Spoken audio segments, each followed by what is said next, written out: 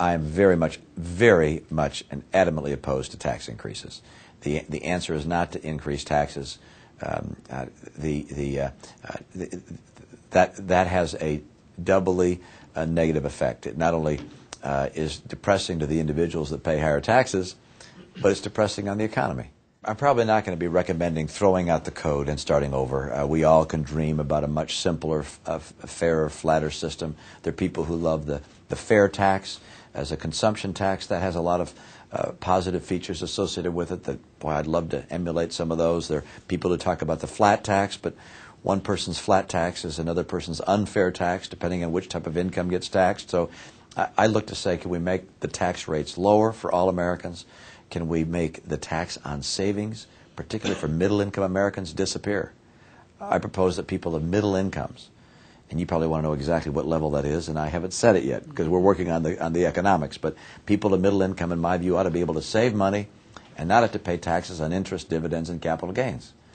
And because I'd like to encourage more savings, and I'd like to get tax rates down. That has a feature that sounds a bit like the flat tax, but it's not something that applies to the very, very wealthy. I'd also like to see us look at our corporate tax structure. Right now, we have the second highest corporate income tax in the world, right after Japan.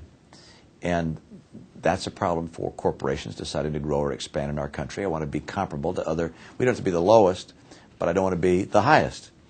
And so I look at our tax policy to see if we can't lower our rates, to make it easier and cheaper for people to save, and for having a simpler, flatter tax system. How do you pay for the tax cuts in terms of spending? You talked about that earlier. You got to balance it. There's no question about that. Anything that you're planning on bringing down has to be balanced, one, by looking at the growth effect and calculating in, as you have, for instance, have greater savings, that generates greater investment, that generates greater growth. And so you look at the GDP growth dynamic and you factor that in. But if there are additional savings that are required, you look at where you're spending money that's inefficient. And that's why I proposed a spending pledge, which is taking discretionary, non-military spending and cap it at inflation less 1%. And I've made it clear I would veto bills that would come to my desk that would take spending on non-defense discretionary spending above inflation less 1%. And that generates about $300 billion over the next 10 years. And then we look at some of the other features to make sure that our numbers add up and the budget balances. I want to get us to a posture of a balanced budget.